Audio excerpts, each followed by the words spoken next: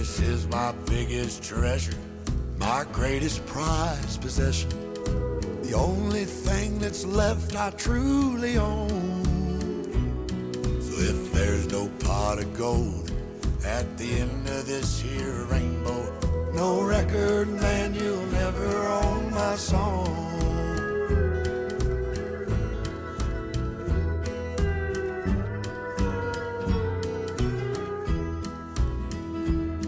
My craft is my profession, my passion is tradition. When words will die, this song keeps living on. Hell, I won't sell one piece of me for some no good investment. No record, man, you'll never own my song.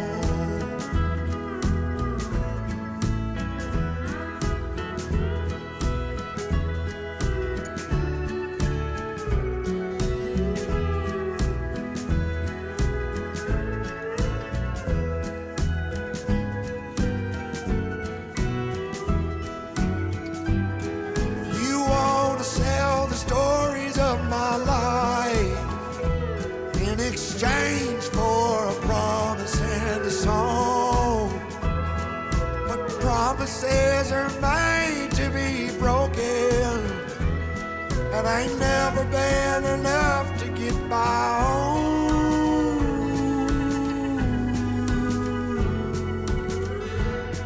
My melodies can... Figurez-vous qu'en montant le vlog de la semaine dernière, je me suis rendu compte que je ne vous avais pas montré mon gilet. Vous me voyez ici en train de le bloquer. Cette fois, je vous le montre vraiment en fin de vlog. Je me devais de réparer cet oubli.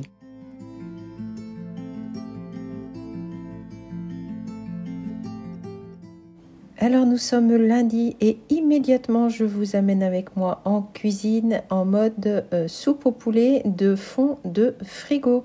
J'avais très envie de faire une genre de soupe repas au poulet. J'ai vu passer ça dans une vidéo. Regardez-moi ce beau rutabaga. Il est un petit peu... il a très mauvaise mine. Je vais l'utiliser quand même. Je disais que j'avais vu ce genre de soupe sur une vidéo. Ça me paraît très réconfortant. Et j'ai décidé de me lancer, voilà, avec ce que j'ai trouvé dans mon frigo. Le principe, c'est de découper vos légumes en plus ou moins petits morceaux, hein, suivant ce que vous aimez, et de faire mijoter l'ensemble. Voilà, un genre de, comme je l'ai dit, un genre de repas soupe. Voilà, c'est assez complet quand même comme soupe. Alors, vous l'avez vu, moi, j'avais des oignons, j'avais des poireaux, j'avais un vieux rutabaga, il faut appeler les choses par leur nom. J'ai découpé tout cela en petits morceaux et ensuite, tout simplement, on va dire presque comme une soupe en général traditionnelle, j'ai fait revenir l'ensemble dans une cocotte avec un petit peu d'huile d'olive. J'ai ajouté des carottes. Des carottes que j'ai râpées, je ne souhaitais pas les mettre en cubes, voilà, pour avoir une consistance qui me plaisait. J'ai salé, mais très peu, puisque j'ai ajouté dans cette soupe un bouillon de poule. J'ai ajouté également un blanc de poulet coupé en morceaux, et comme je voulais que ce soit consistant, j'ai également mis un reste de lentilles vertes. C'était absolument excellent.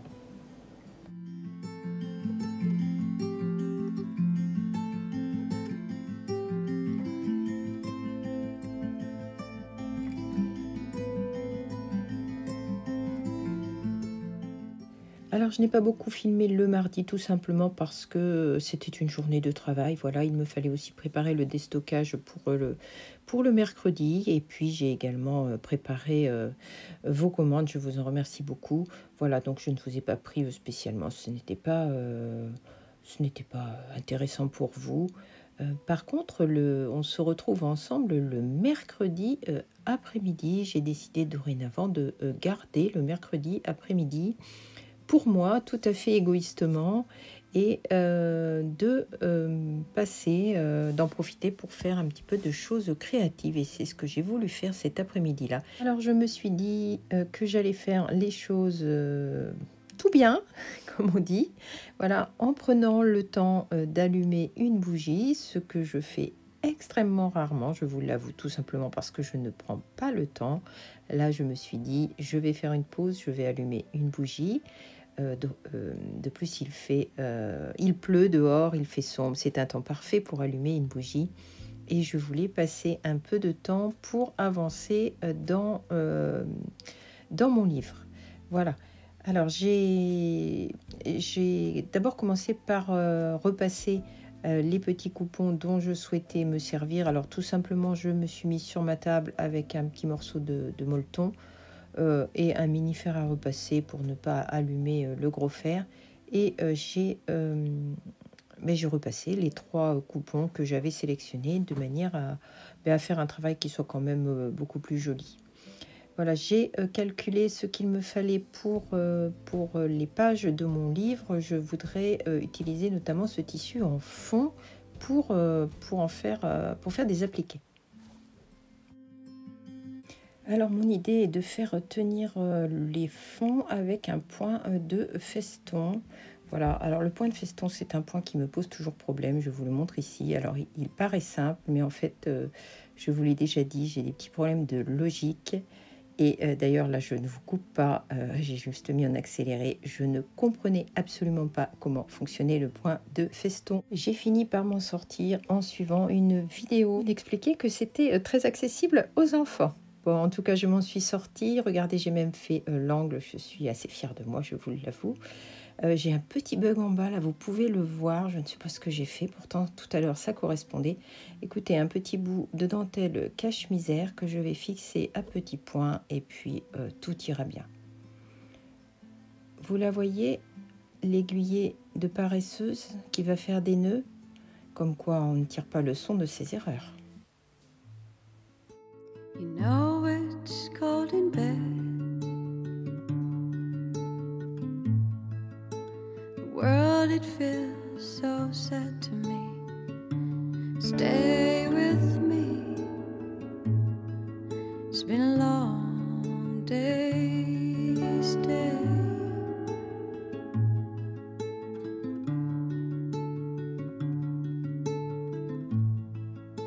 I know I hurt you bad, bad. I know you're still afraid of me. Stay with me. It's been a long day. Stay.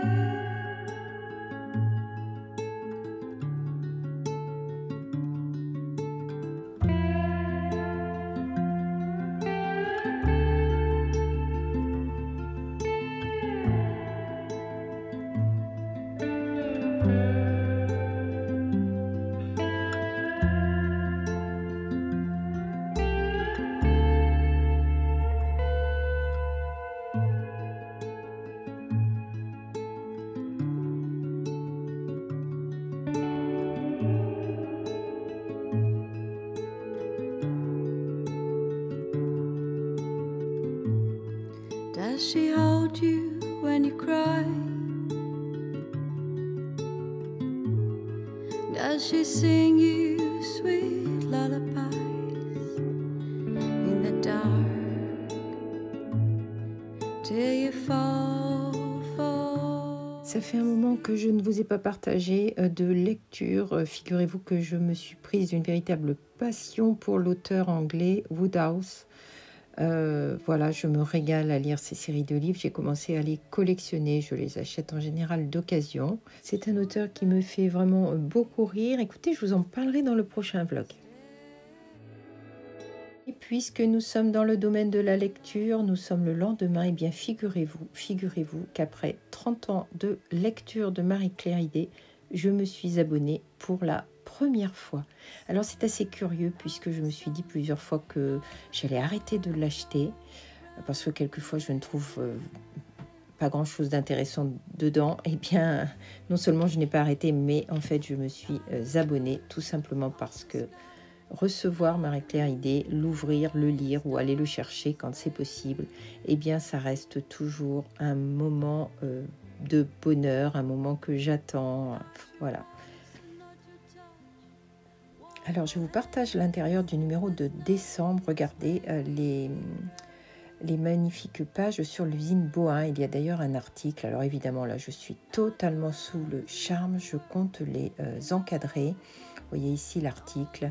J'ai trouvé ça vraiment très intéressant. J'ai un véritable coup de cœur pour celle-ci. Voilà, il n'y a pas grand-chose d'autre qui m'intéressait dans le magazine, mais comme je vous l'ai dit, eh bien écoutez, ces petits moments de bonheur où vous asseyez pour ouvrir une revue que vous aimez, même si vous n'en faites pas grand-chose, eh bien moi je trouve que ça, enfin en tout cas pour moi, ça compte et je n'avais pas du tout envie d'y renoncer. Est-ce que vous avez aussi une revue auquel vous êtes particulièrement attaché, on peut dire même qui fasse partie de votre histoire? Dites-le moi en commentaire.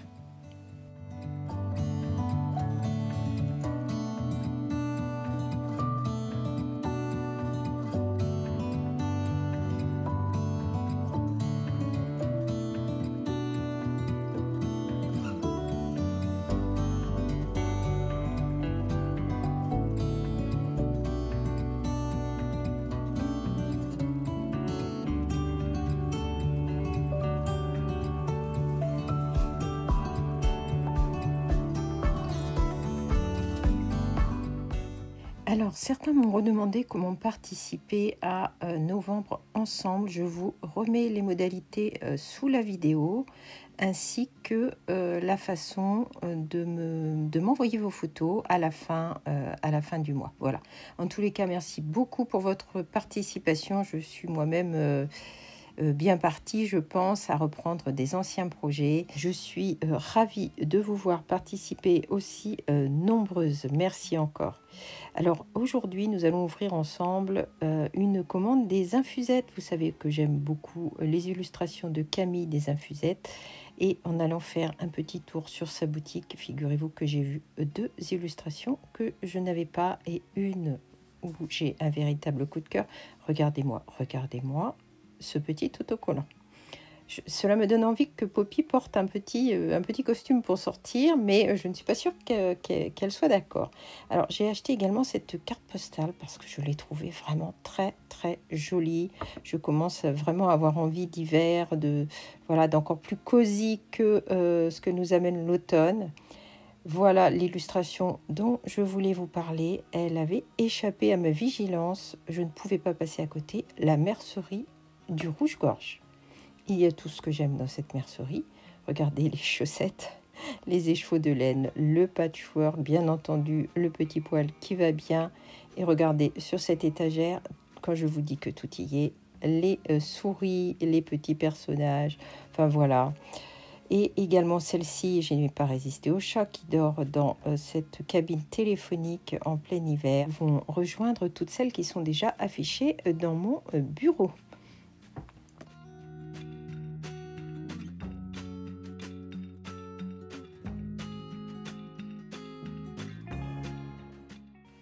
Alors, comme je vous l'ai dit, mon gilet est terminé et je vous ai amené avec moi dans la couture bien des manches, puisque je vous ai dit que je les faisais à plat. Les coutures sur le tricot se font toujours sur l'endroit du tricot et vous venez jointer les 2 bords du tricot par un mouvement d'aller-retour. C'est difficile de vous filmer, je n'avais pas mon trépied, mais voyez que la couture est totalement invisible. Voilà un petit peu comment on procède. On vient réunir les 2 côtés en s'insérant sous les mailles et en les rapprochant de cette manière-là. Ce qui fait que sur l'envers du tricot, eh bien, vous n'avez pas un gros bourrelet. Voilà, vous avez tout simplement les bords qui sont rapprochés. Et encore là, j'aurais peut-être pu mieux faire. Après, utilisez la technique qui vous convient, hein. Mais logiquement, vous faites votre couture sur l'endroit. Vous voyez qu'au niveau du poignet, on ne la voit pas du tout. Voilà pour ce qu'il en est des coutures. Je vous montre le résultat et on en parle.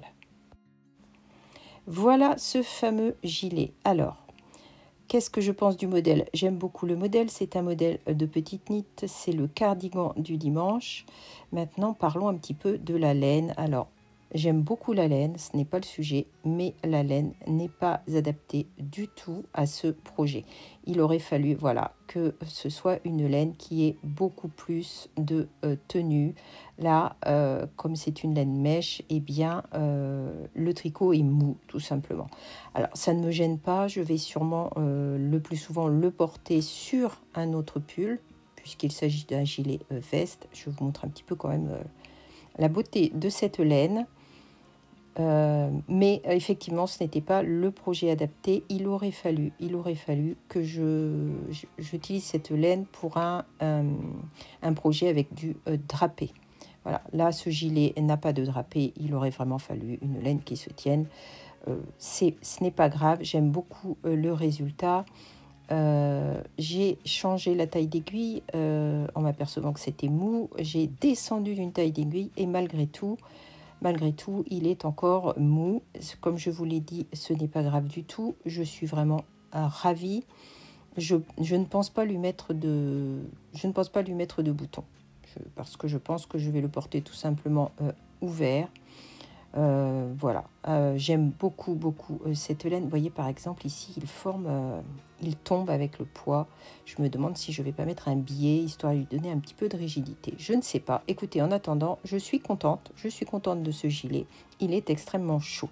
Alors parlons de la laine. Il s'agit d'une laine mèche, comme vous pouvez le voir. Quand vous tirez dessus, elle se casse. Elle se brise très facilement. Elle se casse très facilement. Il vous faut pour la réparer faire un joint. Je vous laisse découvrir un petit peu seul comment faire ce fameux joint. Je vous épargne ça en vidéo. Le principe est de refeutrer les deux morceaux de manière à réobtenir un seul brin. Moi, j'ai dû casser ma laine une dizaine de fois. Comme c'est une laine mèche, cela explique qu'elle soit extrêmement légère. Ça équivaut un petit peu à une laine soufflée.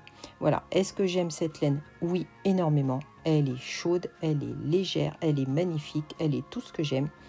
Moi, je ne considère pas qu'elle pique. J'ai des laines rustiques qui piquent énormément. Là, ce n'est pas le cas. Je l'ai doublée avec de la Kid Silk de manière à justement augmenter sa solidité. Je n'ai même pas pensé à vous donner l'information essentielle de base. Il s'agit de Plötulopi et c'est de la pure laine islandaise. Avant de vous quitter, je voulais vous montrer un petit bonheur d'atelier. Cette jolie petite théière qui cache un secret. Regardez, en le retournant, il s'agit d'une théière avec un pic-aiguille. Si vous êtes familière de la boutique, vous reconnaissez peut-être le tissu, une des collections de Riley Blake, une collection Jane Austen. Alors, c'est un cadeau que ma sœur m'a fait pendant que j'étais malade. Je la remercie infiniment. Cette petite théière a été faite pour les 250 ans de Jane Austen. Voilà. Un véritable petit bonheur d'atelier, comme je vous le dis. Je vais lui trouver une place de choix une fois que j'aurai terminé de ranger un petit peu mes étagères. Mais j'avais vraiment très envie de vous la montrer. C'est sur ce détricotage de chaussettes trop grandes que nous allons nous quitter. Je vous souhaite à tous d'excellents moments créatifs dans la semaine à venir. Créez-vous de jolis moments pour profiter, pour vous faire du bien. Je vous souhaite à tous une excellente semaine et je vous dis à bientôt. This is my biggest treasure, my greatest prized possession. The only thing that's left I truly own. So if there's no pot of gold at the end of this here rainbow, no record, man, you'll never own my song.